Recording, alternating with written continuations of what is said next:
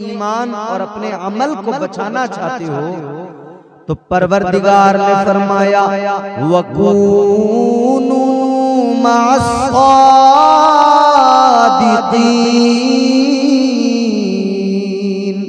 अल्लाह ने फरमाया अब तुम मेरे औलिया के दामन से मुंसलिक हो जाओ, सच्चों के साथ हो जाओ, यानी औलिया का दामन थाम लो, सच्चों के साथ हो जाओगे तो शैतान के हमलों से महफूज हो जाओगे। तो अब ये सच्चों की जो जमात है, औलिया की जमात, इस जमात के अंदर अल्लाह ताला ने जिनको चुना, जिन्हें अज़मतों का ताज अता किया, जिनका मकाम बुलंद किया, वो जिनका कदम मुबारक तमाम औलिया की गर्दनों पर है, वो जाते वाला पीराने पीर रोशन ज़मीर दस्तगीर सरकार गौसे आज़म की जात है। अल्लाह ताला ने कितना ऊंचा मकाम, कितना बुलंद मकाम किया। सरकार गौसे आज़म की शान अल्लाह अल्लाह। बरेली से आवाज आई, ताजदार अहले सुन्नत ने फरमाया वाह क्या मर्तबा ए गौस है बाला तेरा, ऊंचे ऊंचों के सरों से कदम आला तेरा, क्या तबे जिसके हिमायत का हो पंजा तेरा, शेर को खतरे में लाता नहीं कुत्ता तेरा। वो गौसे आज़म है। आइए वक्त ज्यादा हो गया और आप कम हो गए जैसे, तो अब ऐसे हालात में जल्दी जल्दी आप तक कुछ बातें पहुंचानी मुझे जरूरी हो जाती है कि काम भी मेरा भी हो जाए और आपका भी हो जाए। कौन गौसे आज़म, जरा ज़हन करीब करो। वो गौसे आज़म हमारे अकाबिर, हमारे असलाफ फरमाते हैं कि ज़ाते सरकार गौसे आज़म क्या शान फरमाते हैं।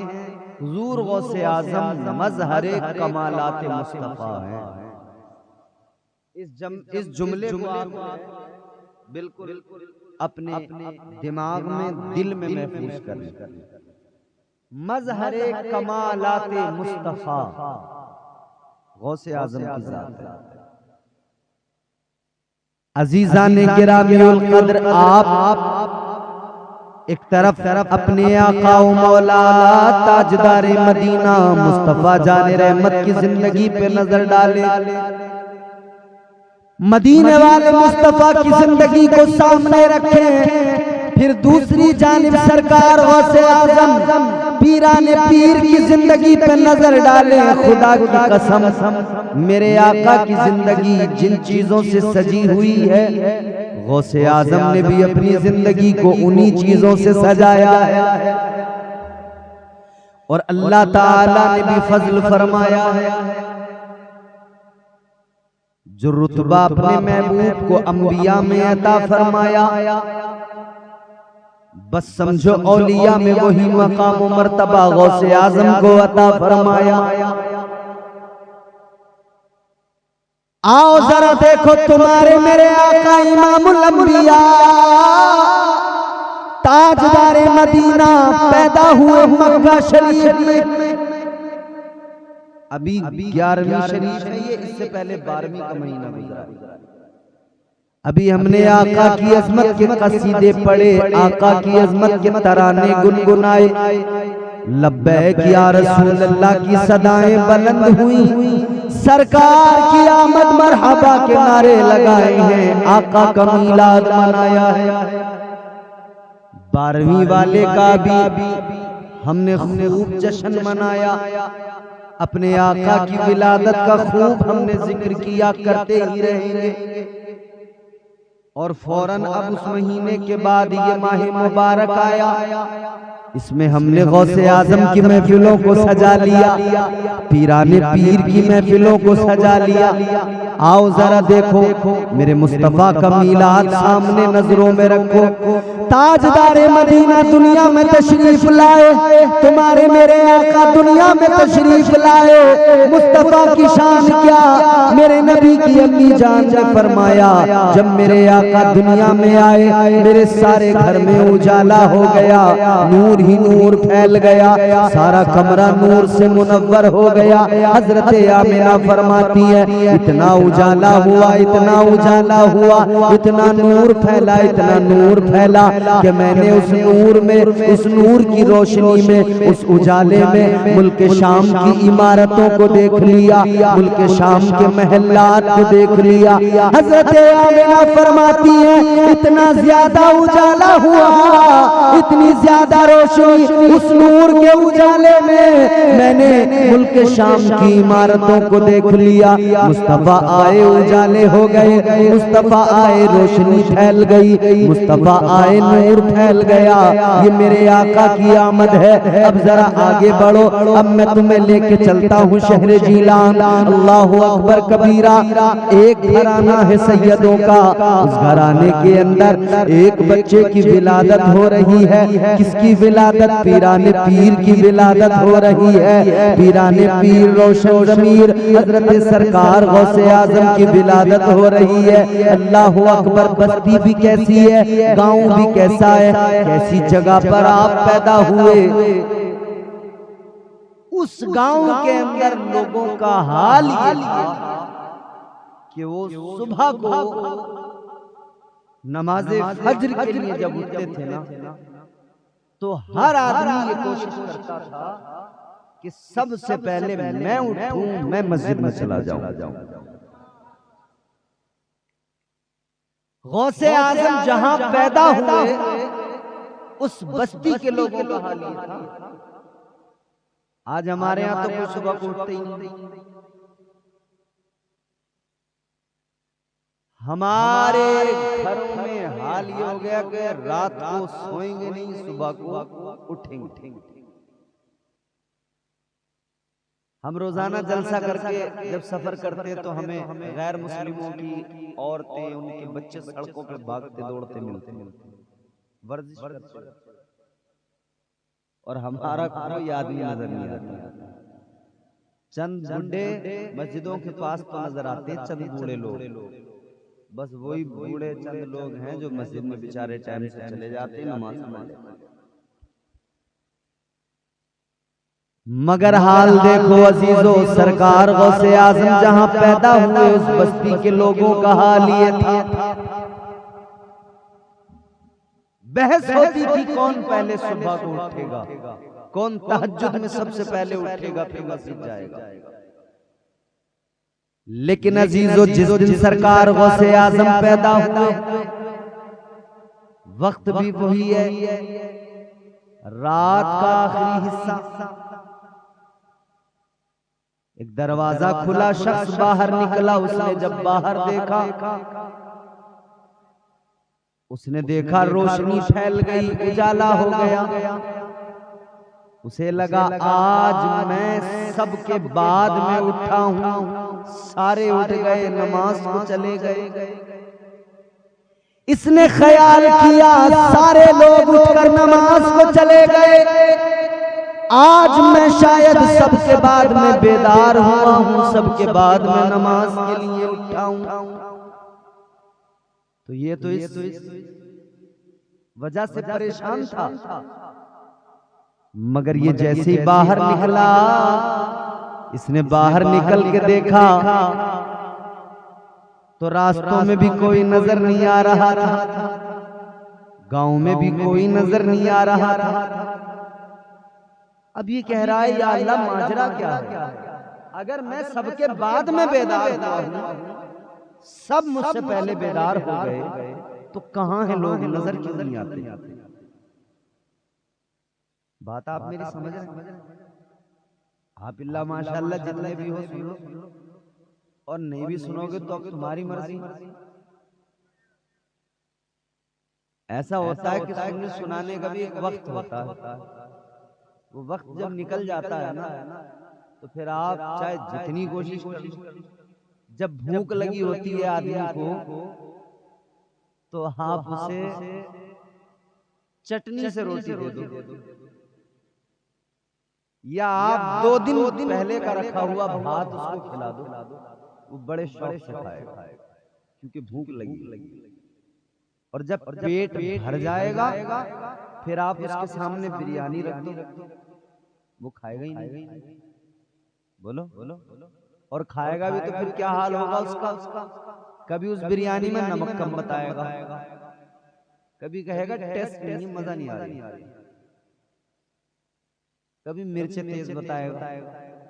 यही हाल इस वक्त तुम्हारा और हमारा। पेट भर गया है, पूरे फुल हो यहाँ तक भरे हुए, अब तो मैं ज्यादा कोशिश करूंगा तो मुझ में कभी नमक कम बताओगे, कभी मिर्चें ज्यादा बताओगे आप। समझ रहे हो? तो भाई मैं भी ये चाहता हूँ कि जैसे भी हो काम चल जाए, चलना चाहिए ना काम। मोहब्बत से बोलिए सुभान अल्लाह। सरकार गौसे आजम की महफिलें मुस्कुरा कर सुनिए, और हम तो वो लोग हैं हुजूर गौसे आजम का जिक्र मुस्कुरा के करते हैं क्योंकि हम हुजूर गौसे आजम का फैज़ पाते हैं। आप निराले शान निराली गौसे आजम जीलानी। सुभान अल्लाह। आप निराले शान निराली गौसे आजम जीलानी। आप निराले शान निराली गौसे आजम जीलानी। भर दो मेरा दामन खाली, भर दो मेरा दामन खाली गौसे आज़म जीलानी। सुभान अल्लाह। भर दो मेरा दामन खाली गौसे गौसे आज़म जीलानी। आपकी माँ ने अपने शिकम में आपको हाफिज कर डाला। ये भी मेरे गौस की शान है। इधर देखो बाबू। आपकी माँ ने अपने शिकम में आपको हाफिज कर डाला। आपकी माँ ने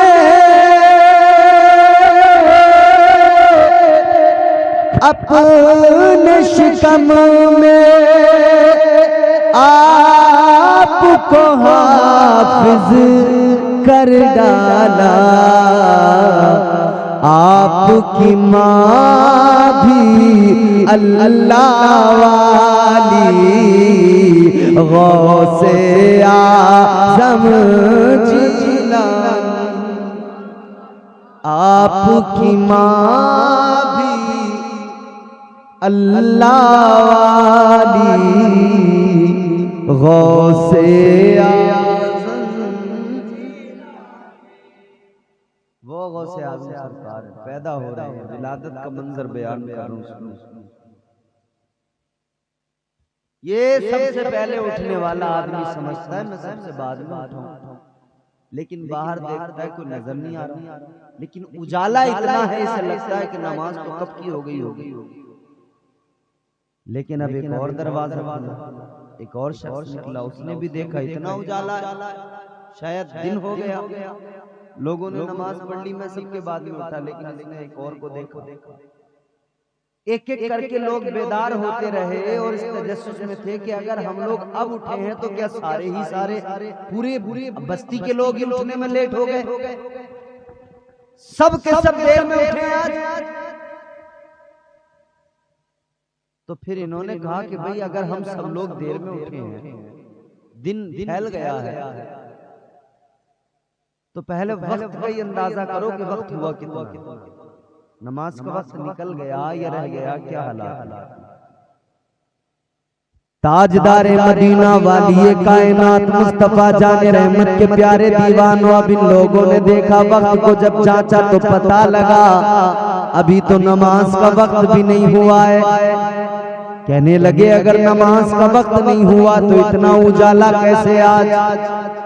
अगर नमाज का वक्त नहीं हुआ तो इतना उजाला कैसे हो गया? इतना उजाला कैसे फैल गया?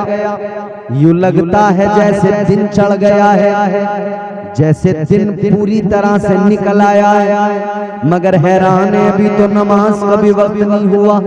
इन्होंने कहा जरा ये तो महसूस करो, ये उजाला किस तरफ से आ रहा है, ये रोशनी किस तरफ से आ रही है, ये नूर किस तरफ से निकल रहा है।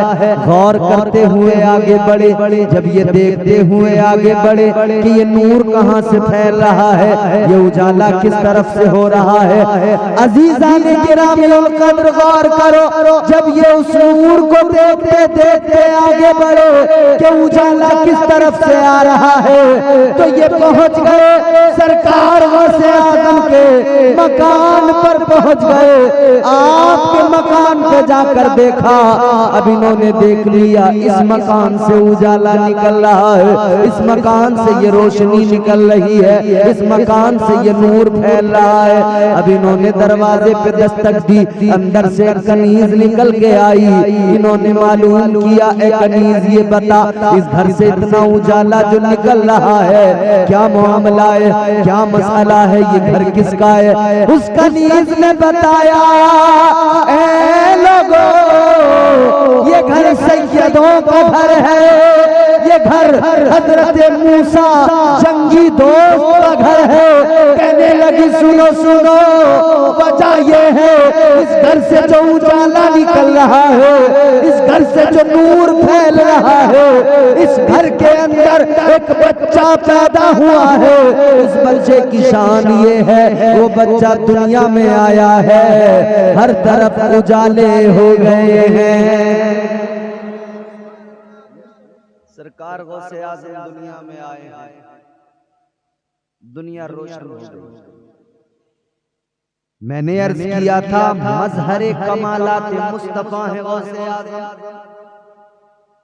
मेरे आका मक्के में पैदा हुए तब भी उजाला, गौसे आज़म इधर पैदा हुए तब भी उजाला। तो पता लग गया नाना की जो शान है, नाना का जितना बुलंद मकाम है, तो नवासा भी नाना से ही है। तो नवासे को भी अल्लाह ने बड़ी इज्जतें अता फरमाई है, नवासे को भी अल्लाह ने खूब इज्जतें अता की। तो बरेली से आवाज आ गई, ताजदार अहले सुन्नत ने फरमा दिया, तुम्हारे मेरे इमाम ने कह दिया या रसूल अल्लाह, तेरी नस्ले पाक में है बच्चा बच्चा नूर का, तेरी नस्ले पाक में है बच्चा बच्चा नूर का, तू है ऐने नूर तेरा सब घराना नूर का।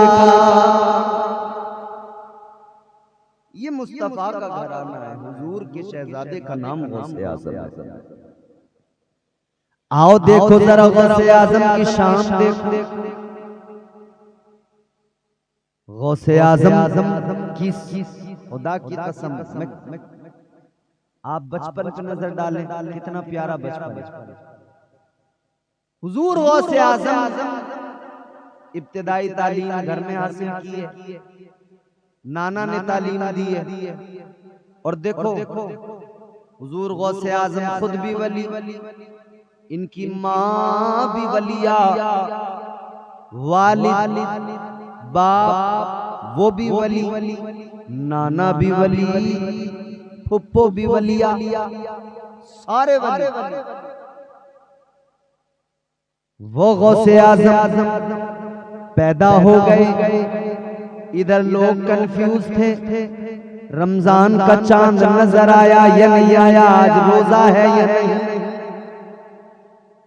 चांद दिखा नहीं था, बादल की वजह से अभी भी होता ना, चांद नहीं दिखता तो हम परेशान होते, रोजा रखें या ना रखें। लोग कंफ्यूज कि भाई चांद हुआ कि नहीं। लोग आ गए, हजरत अबू साले मूसा जंगी दोस्त के दरवाजे पर, क्योंकि शोहरत आम हो गई थी, जो बच्चा पैदा हुआ है उसकी शान ये है, सहरी में दूध पीता है, दिन में नहीं पीता, फिर इफ्तार में पीता है। ऐ लोगों पैदा हुए तो सहरी में दूध पीकर दिन में नहीं पिया, मतलब उम्मत को, मेरे आका की उम्मत को और अपने गुलामों को पैगाम दे दिया कि देखो गौसे आजम दुनिया में आया है, तब से पैगाम दे रहा है कि रोजों की अहमियत है, रोजों की फर्जियत को और इसकी अहमियत को समझ लो। गौसे आजम पैदा हुए हैं, माँ का दूध सहरी में पीते हैं, दिन में नहीं पीते, फिर इफ्तार में पीते हैं, ताकि मेरे गुलाम समझ जाए हर हाल में रोजा रखना जरूरी है। अच्छा तालीम हासिल की शुरुआती, उसके बाद में फिर कहने लगे अम्मा मुझे बाहर जाना पढ़ने। अम्मा ने कहा ठीक है, क्योंकि हुजूर का फरमान है इल्म हासिल करो, माँ की गोद से कब्र की आगोश। हुजूर का फरमान है इल्म हासिल करो, चाहे चीन जाना पड़े, मतलब चाहे जितनी दूर जाना पड़े। तो अब हमारी माएँ तो बच्चों को सीने से लगा के कहती है नहीं मेरा लाल मेरे साथ रहेगा, मैं दूर नहीं भेजूंगी। गौसे आजम की अम्मी ने कहा ठीक है बेटा तुम चले जाओ इल्म दीन हासिल करने के लिए। सरकार गौसे आजम की माँ ने आपकी सदरी में अंदर को ना 40 अशरफियां यहाँ अंदर को आपने रखकर उसको सी दिया सदरी को, फरमाया जाओ बेटा। काफिले के साथ में आप रवाना हो गए। काफिले पे रास्ते में हमला हो गया, डाकू रास्ते में थे, घात लगाए हुए। काफिला जब वहां पहुंचा उन्होंने हमला कर। काफिले पे जब हमला हुआ डाकुओं ने लूटना शुरू किया, सबका माल छीनने लगे। जिसके पास जो था डाकुओं ने सब ले लिया, सब छीन लिया। एक डाकू गौसे आजम सरकार के पास आया, छोटे हैं बच्चे। अब एक बच्चे ने नाशरीफ पढ़ी, आपने सुनी, हमने हौसला भी उस बच्चे का बढ़ाया। उस बच्चे के माँ बाप को मुबारकबाद भी है मेरी तरफ से, और एक गुजारिश भी है। मुबारकबाद इसलिए कि आपने अपने बच्चे को शुरू से ही दुनिया के गाने और दुनिया की तमाम फाश बातों से बचाकर हुजूर की नात पढ़ने वाला बना दिया, इसलिए मुबारकबाद है। और सजेशन मेरी तरफ से ये है, मशवरा मेरा ये है कि बच्चे को जरा स्टेज से अभी दूर ही रखना, क्योंकि अभी ये इसकी उम्र छोटी है। पहले थोड़ा इसको पढ़ाइए, तालीम दीजिए, फिर उसके बाद में इसका एक वक्त जब अपना आ जाएगा तो ये फिर इस जगह पे आएगा, फिर अपना दुनिया के सामने अपनी आवाज के जरिए हुजूर की नातें पेश करेगा, सुनाएगा, सब कुछ करेगा। लेकिन पहले बच्चों को तालीम दीजिए। बहुत अच्छा लगा मुझे। अल्लाह ताला उस बच्चे की उम्र को खैर आफियत से दराज करे। बच्चों को पढ़ाना जरूरी है। तो हुजूर गौसे आजम छोटे हैं, पढ़ने के लिए तो गए थे। ताजदारे मदीना वाली कायनात मुस्तफा जाने रहमत के आशिकों सुनो, एक डाकू आया। डाकू ने देखा सरकार गौसे आजम के चेहरे को डाकू ने देखा तो पहले तो वो कुछ देर देखता रहा। गौसे आजम ने फरमाया क्या हुआ? कहने लगा बच्चे आपके चेहरे पे नजरें पड़ी हैं तो नजरें हटाने को दिल नहीं चाहता। कहने लगा बच्चे आप बड़े प्यारे हो, आपके चेहरे में कशिश है। सरकार गौसे आज़म ने फरमाया कि आप डाकू हो, लोगों का माल लूट रहे हो तो चलो अपना काम कर लो। देखो सरकार गौसे आज़म का बचपन है। आपने फरमाया तुम्हारा काम लूटना है, लूटो, माल छीनना है। उसने कहा हाँ ठीक है मैं जाता हूँ। कब मुझे छोड़ के जा रहे हो, मुझसे नहीं लोगे कुछ? हंसने लगा डाकू, कहने लगा बच्चे तुम्हारे पास क्या रखा है? तुमसे क्या लूं, तुम्हारे पास क्या है? तो सरकार गौसे आज़म ने फरमाया कौन कहता है नहीं है मेरे पास का क्या है? आपने फरमाया 40 अशरफियां हैं मेरे पास। कहने लगा कहां है? कब मेरी अम्मी ने मेरी सदरी में सी कर रख दी। वो हंसा, हंस के बोला बच्चा है वैसे ही कह रहा होगा, इसके पास कहां से 40 अशरफियां आई। डाकू हंस के गया, चला गया। दूसरा आया, उसने कहा बच्चे तुम्हारे पास कुछ है? कहा के हैं 40। अच्छा कोई चोर किसी के पास आके कहे क्या है तुम्हारे पास, तो आदमी बताता है या छुपाता है? बोलो, छुपाता है ना? हर आदमी छुपाता है, मगर ये बच्चा कहता है कि हाँ है तो 40 अशरफियां हैं।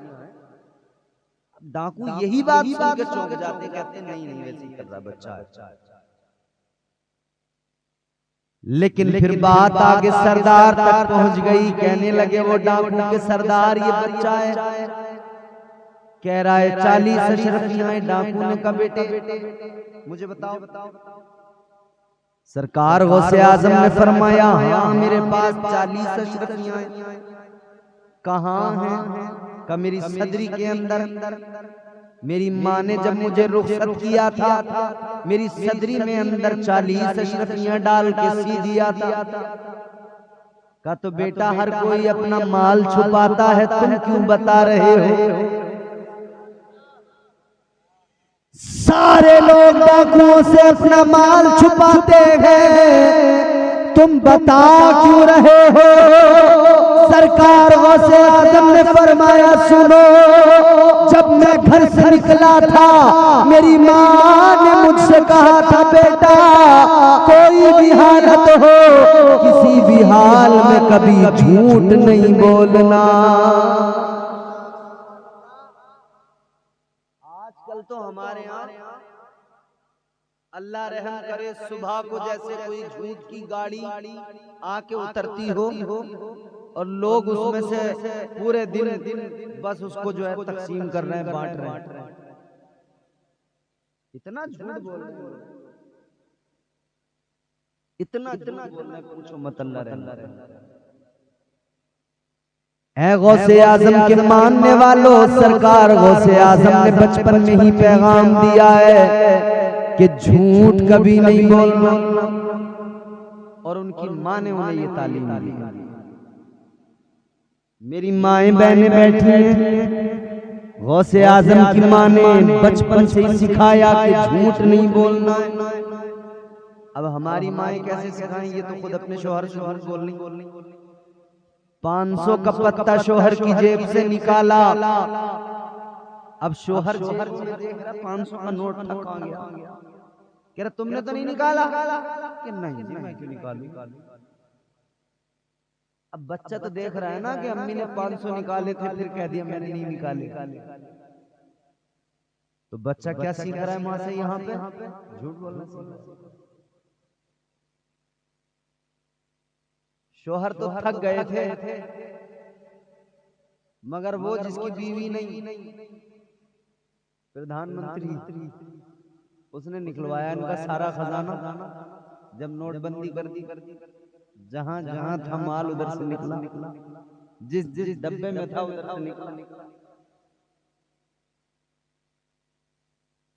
माँ की गोद पहला मदरसा, पहली तरबियत गाह। माँ जो करेगी बच्चा देखेगा सीखेगा, माँ जो बोलेगी बच्चा देखेगा वही सीखेगा, माँ जो सिखाएगी बच्चा वो सीखेगा। माँ की जबान गंदी तो बच्चे की जबान भी गंदी होगी। माँ झूठ बोलने वाली होगी तो बच्चा भी झूठ बोलेगा। और अगर माँ कुरान पढ़ने वाली होगी तो बच्चा भी कुरान का हाफिज बन जाएगा। सरकार गौसे आजम की माँ का हाल ये था, चलते फिरते कुरान पढ़ती थी, उठते बैठते कुरान पढ़ती थी, सोते जागते कुरान पढ़ती थी। गौसे आजम माँ के पेट में कुरान की तिलावत सुनते थे, माँ कुरान पढ़ती थी तो पैदा हुए तो 14 पारों के हाफिजे कुरान पैदा हुए। माँ से सीखता है बच्चा। माँ ने कह दिया था बेटा झूठ नहीं बोलना। सरकार गौसे आजम ने बरजस्ता फरमा दिया कि मेरी माँ ने कहा था झूठ नहीं बोलना। डाकुओं के सरदार ने इतना सुना तो आंखों में आंसू आ गए। उसने कहा जरा देखो तो सही सदरी में वाकई है भी है। जब सदरी को फाड़ के देखा गया तो वाकई उसके अंदर 40 अशरफियां रखी।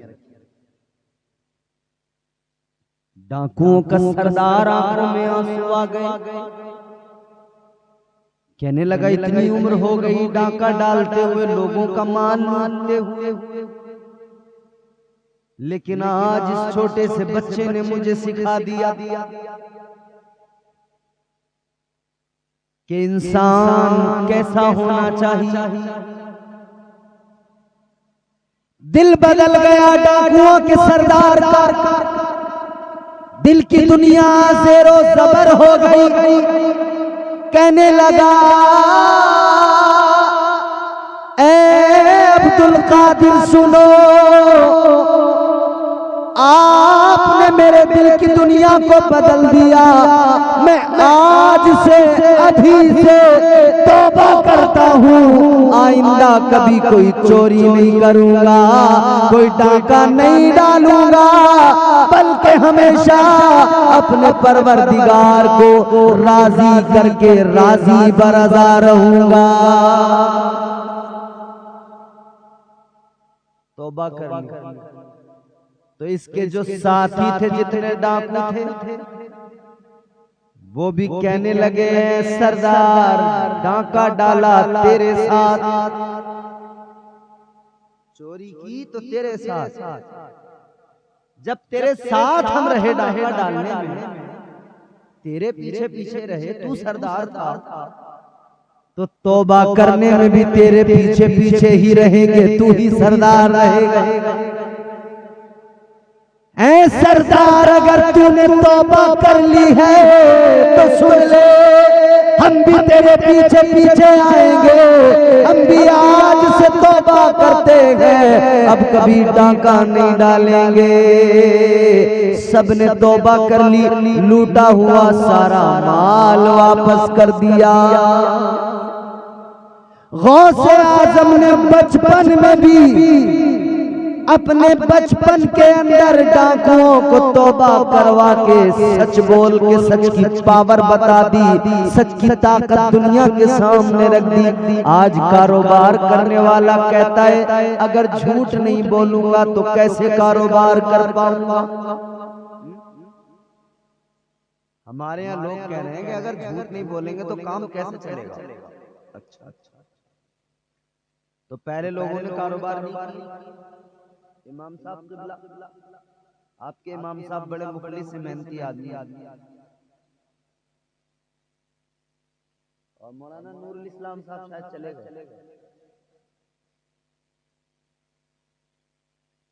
आज हम लोग कहते हैं, उनसे कहा जाए झूठ मत बोल, कह रहे साहब कुछ काम ऐसे हैं कि जहां झूठ बोलनी पड़ता। क्यों? बोले कारोबार कैसे चलेगा अगर झूठ नहीं बोलेंगे। भाई कारोबार खूब चलेगा, तू झूठ बोलना बंद तो कर। तूने अपना ज़हन वैसा बना लिया, तूने अपनी मेंटलिटी वैसी बना ली, अपने आप को वैसा ही तूने बस सोच लिया कि अगर झूठ नहीं बोलूंगा तो काम ही नहीं चलेगा। सब कुछ काम चलेगा, तू झूठ बोलना बोलना।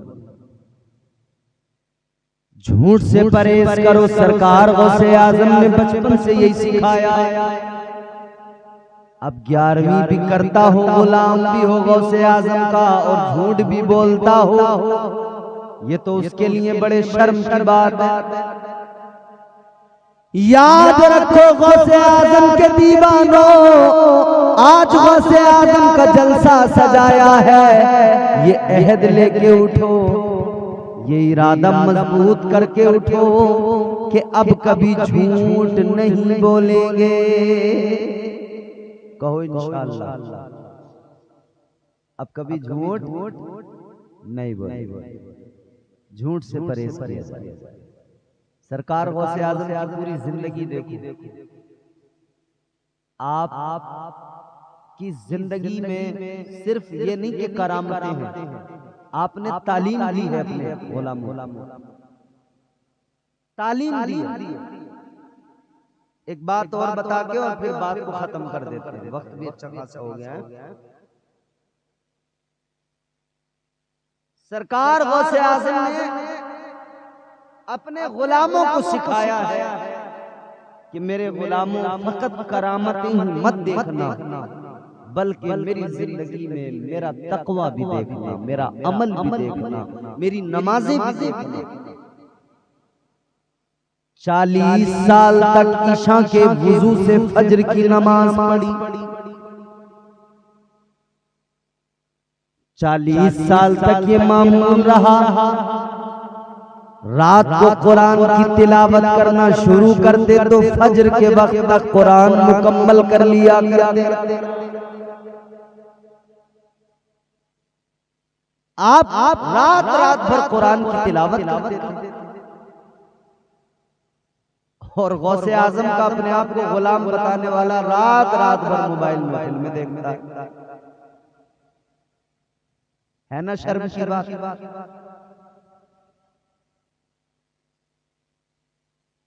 जिंदगी को बदलो, अपने तौर तरीके बदल डालो, सीरत गौसे आजम को अपनाओ। सरकार गौसे आजम सारी रात इबादत में गुजारते थे। बंदा हो भी कादरी, अपने आप को गौसे आजम का गुलाम भी बताए, और फिर नमाज भी ना पढ़ता हो, कुरान की तिलावत भी ना करता हो, सारा वक्त वाहियात कामों में, बदफैलियों में गुजारता हो।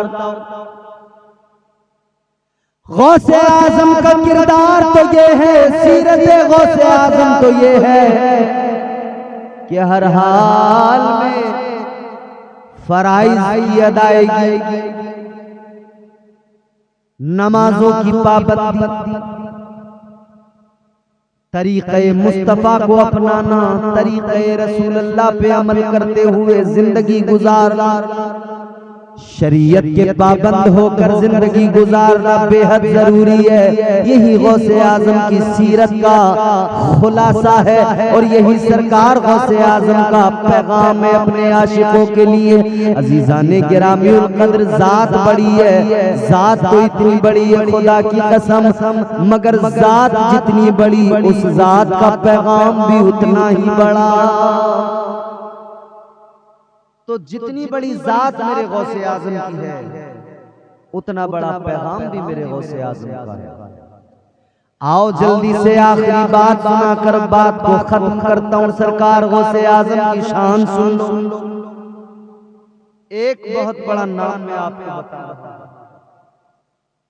हजरत तवक्कुल शाह अंबालवी रहमतुल्लाह अलैह, अंबाला के रहने वाले, बहुत बड़े वली गुजरे। अंबाला जो पंजाब में है, वहां के उस सरजमीन से बहुत बड़े वली हुए अल्लाह के, हजरत तवक्कुल शाह अंबालवी रहमतुल्लाह अलैह। उन्होंने नकल किया कि एक नौजवान था, वो नमाजें पढ़ता था, इबादतें करता था, ईमान और अकीदा भी दुरुस्त था। तो उसे एक दिन ख्याल आया, किसी देहात का रहने वाला था,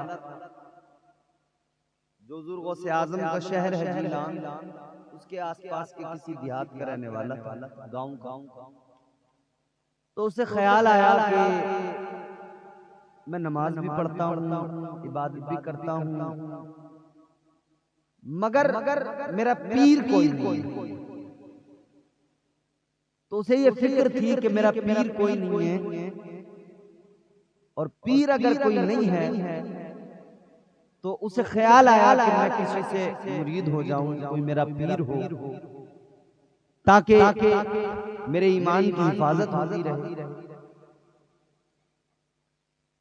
ताजदार मदीना वाली कायनात मुस्तफा जाने रहमत के गुलाम, वो नौजवान अपने दिल में ये ख्याल करके कि पीर होना चाहिए।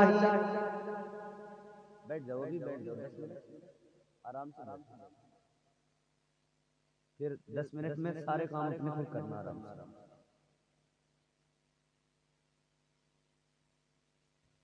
उसे ख्याल आया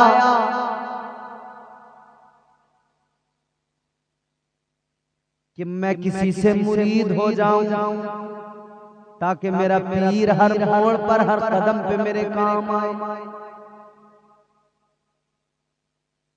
तो सोचने लगा, मैं तो गांव का रहने वाला, चलो शहर चलता हूं, वहां पे बगदाद चलता हूं। बगदाद के करीबी किसी गांव का था, कहा बगदाद चलता हूं, वहां पे बड़े बड़े अल्लाह के वली हैं, वहां किसी को अपना पीर बना लूंगा, किसी से मुरीद हो जाऊंगा। तो इसने सोचा कि अब मैं पीर बनाऊंगा, लेकिन कैसा मेरा पीर होना चाहिए। तो इसने अपने दिमाग में 3 बातें सोची। कितनी?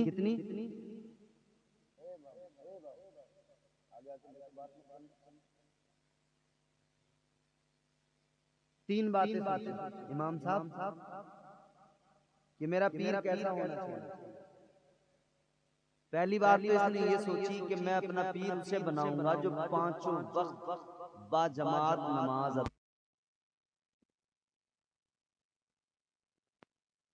पीर की ये क्वालिटी देखनी चाहिए, नमाज पढ़ता है कि नहीं पढ़ता है।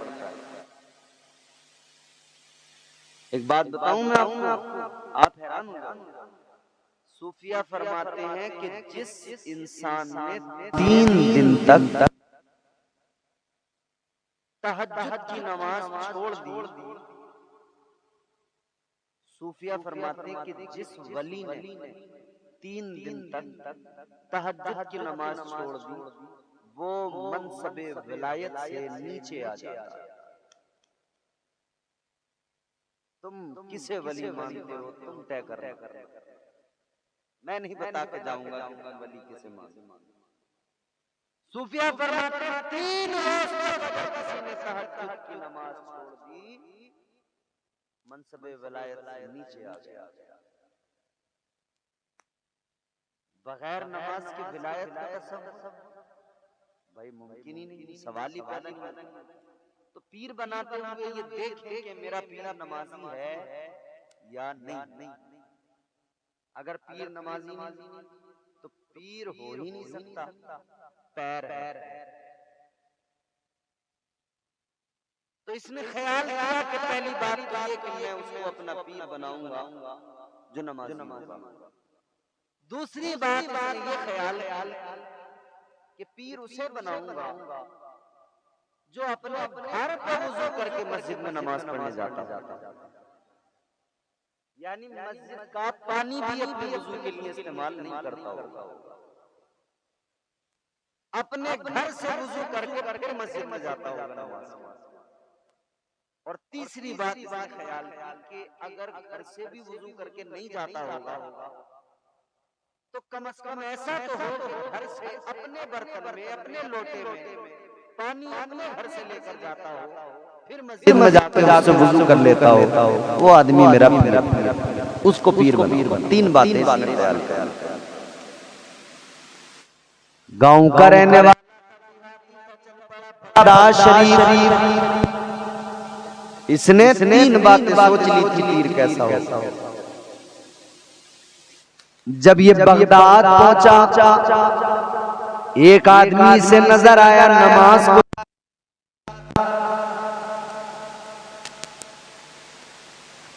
दाढ़ी बेहतरीन हुलिया नमाजी।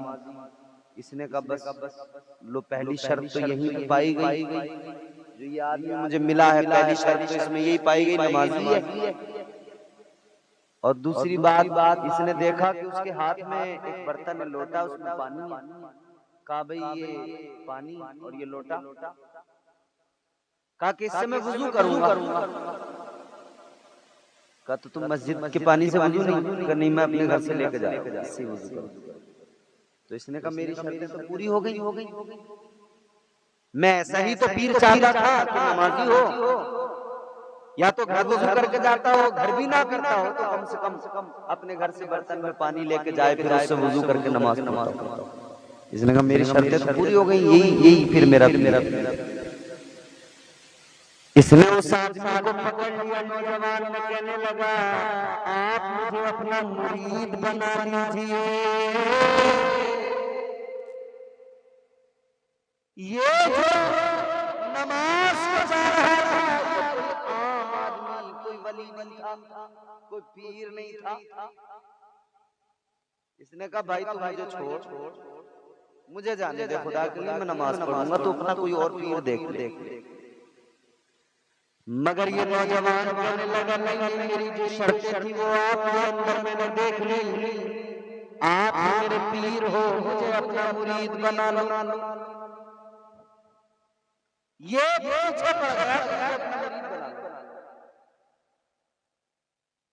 उसने भी जान छुड़ाने के लिए कहा ठीक है चल यार, मुरीद बन जा, मुरीद बना लिया। अब जब मुरीद बनाया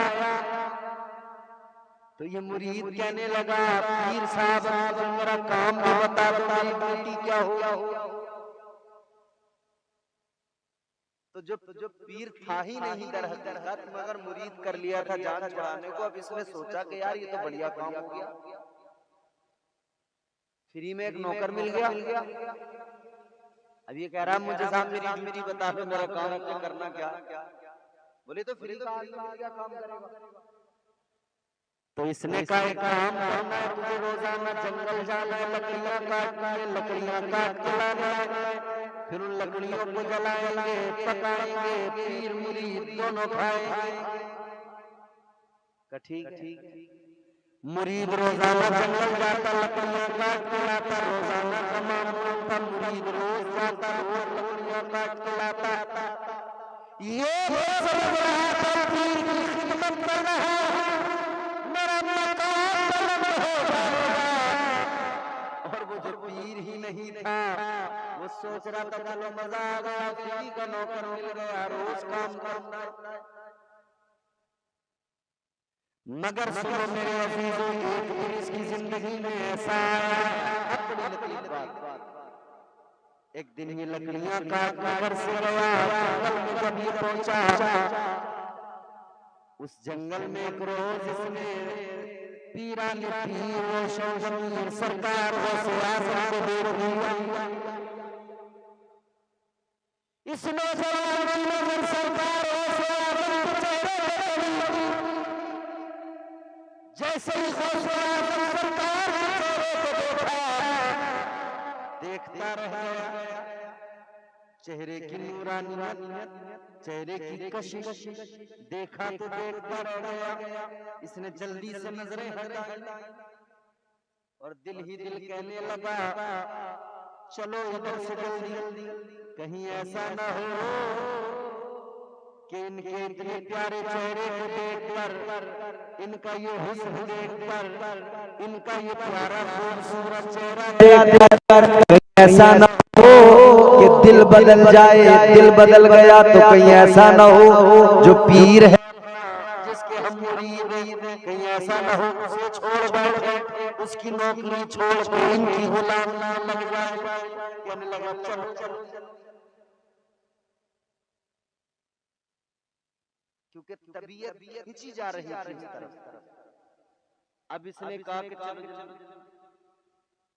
ये चला तो सरकार फरमाया कहाँ चला? कहने लगा जिन्हें जा रहा हूं। क्यों?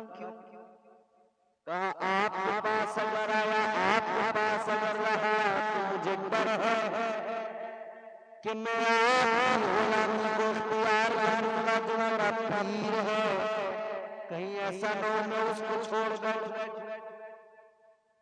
सरकार गौसे आज़म फरमाया कौन है तेरा? इसने बताया कि हुजूर वो फला, वो मेरा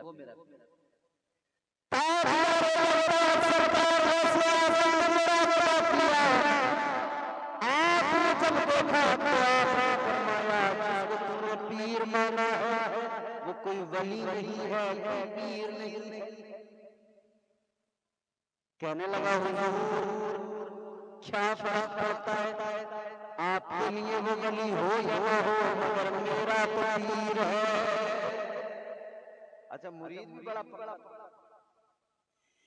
कहने लगा हुजूर आपके लिए वो वली है मगर मेरा तो पीर है। इतना सुना तो सरकार गौसे आज़म को उस मुरीद पे प्यार आ गया। आपने फरमाया पीर भले ही इसका पीर है या नहीं है, इसका पीर वली है या नहीं है, मगर मुरीद वाकई लाजवाब है, मुरीद में क्वालिटी है।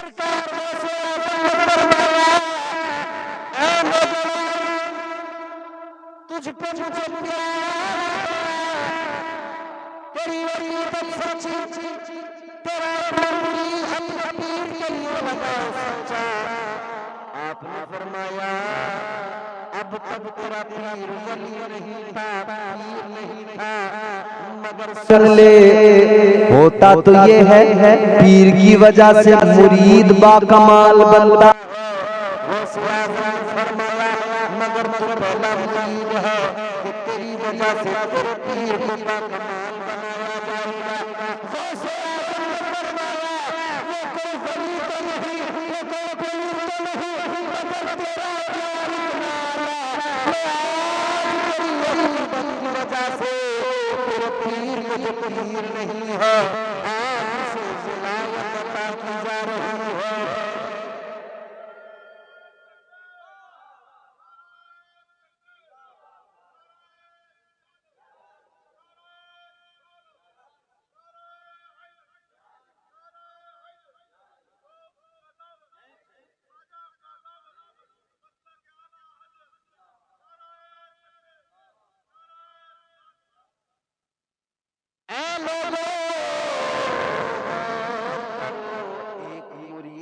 सच्ची अकीदत ने पीर को बाकमाल बना दिया तो मेरे अजीज सोचो ये शान है खिदमतगार की, ये शान है खिदमतगार की।